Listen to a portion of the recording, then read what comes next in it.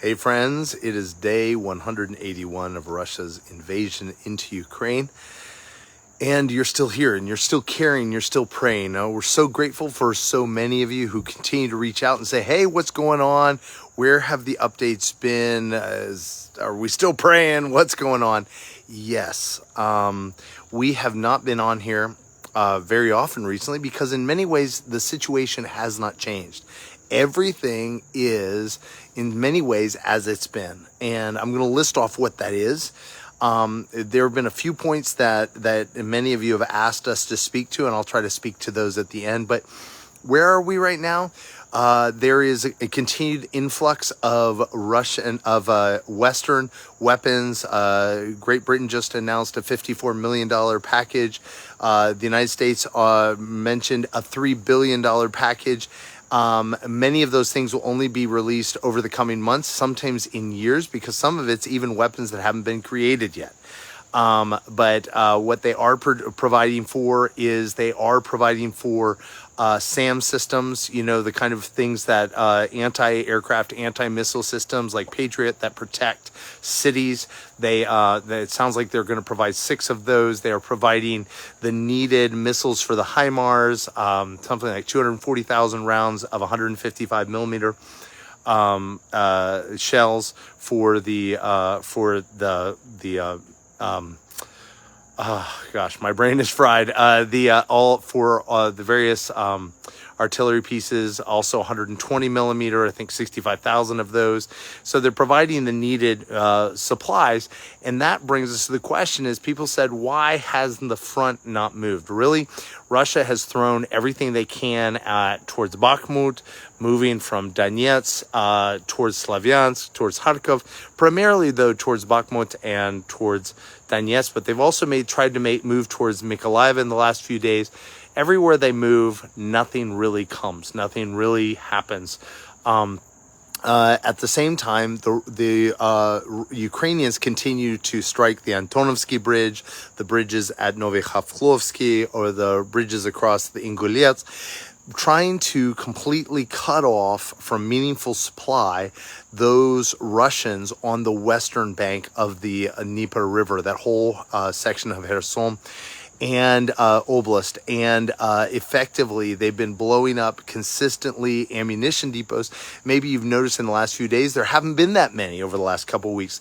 Well, what they aren't showing is that they've been moving their HIMARS because they're honestly, there's a lot of supplies that aren't available to destroy. They've destroyed so many supplies. But what they're hitting are command posts. They're hitting these areas where officers are coming together, and Russia cannot afford a continued brain drain as they are completely top-down leadership, and the Ukrainians are continuing to do what's called condition setting. People have asked, when's the invasion or the retaking of Kherson and Zaporozhye going to begin? And it's there are some estimates that put it maybe around the 10th of September. We will see. But those are just guesses. What's happening is they're doing condition setting. What that means is destroy defenses, weaken supply lines. Russia is attempting multiple times to rebuild like a pontoon ferry system, which is extremely limited in capability across the Dnieper. But anything they do can get hit and does get hit regularly. It's happening across. The degree to which we've mentioned this, that is so important for the West to understand, is anywhere that the Russian army is occupying, atrocities are happening, and more and more and more. We continue to have meaningful reports coming out of horrible sexual assaults and so on and so forth. As horrible as those are, we need everything bad that happens to come to light to continue to help the world to care. And not sell Ukraine down the river for grain. At the same time, we're seeing more and more grain coming out of Ukraine more and more getting to world markets. The U.S. is assuring a lot of that grain getting to needed markets that Russia is attempting to buy world opinion by holding them hostage with grain, and that's not working. Continually, we're seeing that narrative break down. At the same time, Russia is attempting to hold the world hostage with the Zaporozhye nuclear plant. And by using HIMARS, Ukraine has been able to very carefully pick off Russian assets around the base. And in fact, just today, the Russian army declared that they had captured or arrested two parts of Ukrainian members of the nuclear power plant, basically because they've been pinpointing targets for the Ukrainians so they can hit safely without endangering the nuclear power plant. They can hit Russian items. At the same time, Russia has been negotiating with the IAEA, the International Atomic Energy Association, for verification of checking to make sure that everything is still safe there. But so Ukraine's been towing this line between, highlighting that what Russia is doing at the same time as Russia's been using that Zaporozhye base as a means to bomb Nikopol on the other side and attack and do destruction with the idea you can't shoot us back. But Ukrainians have been hitting them back. And so in other news, over in Lugansk, what they're discovering is that over in Lugansk, they are bringing in the Rosgvardia. Think of that as the SS in World War II for the Nazis.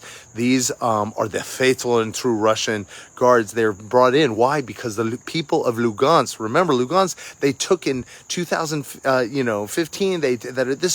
They were welcomed, right? No, they weren't welcomed. Anybody who could flee did. But even those people who quote unquote welcomed them are starting to fight back against the Russians because the Russians are simply taking. They're simply demanding. They're taking their sons. They're taking their husbands. They're taking their fathers. They're taking anybody and everything. They're taking all the food. They're taking everything.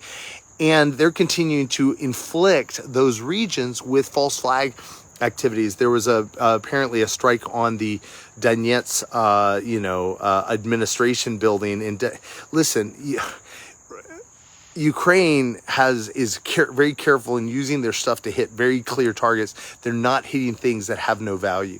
And so pray for the people of the occupied territories. They continue. Russia cannot find anybody to partner with them. At the same time, the partisans have been taking out those Russians or Ukrainians who are working with the Russians. They took out a mayor of a town. They're demonstrating that partnering with Russia is not a good idea. And continue to blow up rail lines. We're seeing more and more explosions throughout Crimea. It's shifting fundamentally the war. And many Western sites are finally saying, hey, I think the war has finally shifted and Ukraine can strike Russia at will. And so we will probably see in the next couple weeks, 2 to 3 weeks, we'll begin to see Ukraine begin to move forward with that attack to retake that territory.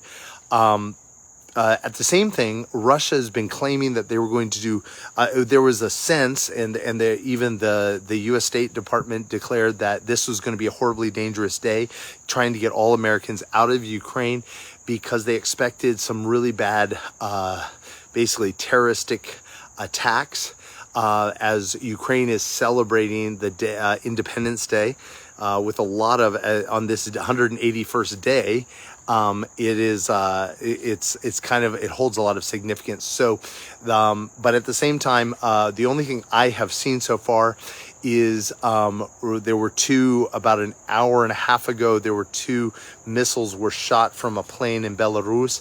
And it looks like those are the ones that took out a train station in Chapaiv, which is about 100 and some miles to the east of Dnipro or Zaporozhye. And 15 people were dead, 50 wounded. And it's just a normal rail station, as far as I can tell. We don't have documentation there yet. But anyway, but so far there have been no other big attacks. Praise God for that. as far as we can tell. Continue to pray for this day to be safe.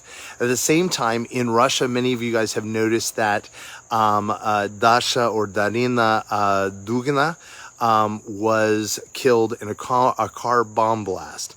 And immediately the FSB declared that it was this mother and her 12-year-old daughter, and Ukrainian, which is FSB, as many of the different news outlets pointed out, the FSB is usually quick to pin the blame on somebody, but not the person who's involved for sure.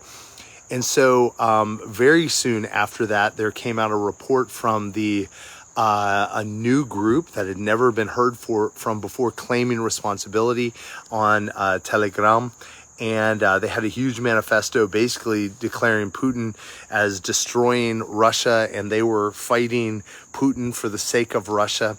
And it would be interesting. They basically said anybody who sides with Putin or refuses to speak out is in danger, but anybody who sides with them, basically anything you do to bring down Putin is totally okay.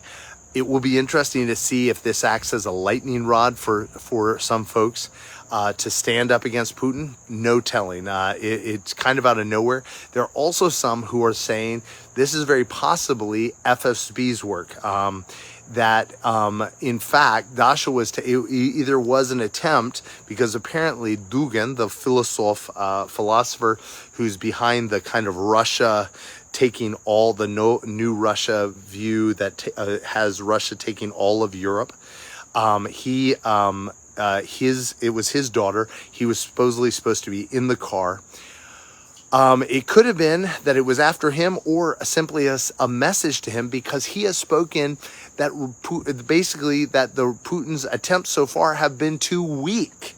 And Putin doesn't like anybody speaking against him, even if he's his high priest of whatever. And so it could have been a message to him. So there's no telling. But we continue to pray for the Russian people to arise, to awaken. We've continued to pray for Daniel to arise. We do not want chaos in Russia. We do not want total just destruction. We want to see godly government arise even in the midst. So we're continuing to pray for that. At the same time, there are reports that once again, Putin is attempting to control the army and bypass, like army units, and bypass the Department of Defense and the army itself. This happened before, when we saw over 100 tanks destroyed and attempting to cross the Severodonetsk River a couple months ago. And so nothing good happens from this, and people's lives are lost. Guys, we can't say it enough. We are praying for bloodless resolution. Pray for the Russians to, especially those on the east side of the Kherson River, to lay down arms, just to recognize this is a lost cause. Lay down arms. Nobody needs to die. One of the huge things that happened a little bit ago is a Russian soldier documented everything that happened from his mobilization February 24th. And just from Crimea, and he wrote his diary, and then he published the diary on VKontakte, which is the Russian Facebook, and it's gone viral. He basically, he didn't tell the worst, right? We're not seeing atrocities. We're seeing gross incompetence and the wasting of Russian lives. And this has gone wildly viral in Russia. He has been arrested, that guy. So continue to pray for people to be wise, to speak out, to hear, but at the same time that the Russian people would just begin to reject this and embrace life. At the same time that the Ukrainian people will continue to extend grace and mercy to the Russians, that there would be the ability to lay down arms and not be shot or tortured in vengeance or revenge for what the Russians have done. Pray that God would deliver the Ukrainian people from rage and continue to see God's mercy flourish in them. And that's why we're praying for the church. The church in Ukraine is arising. They are running to the front. They are going into the dangerous areas. They are laying down their lives. They are planting churches. Our friends Vladimir and Lilia are at the core of that. Their teams are going right into Bakhmut last week, all across the front lines. They're bringing food, they're bringing water, they're bringing medicines, they're bringing the gospel, and people's lives are being transformed. Churches are being planted.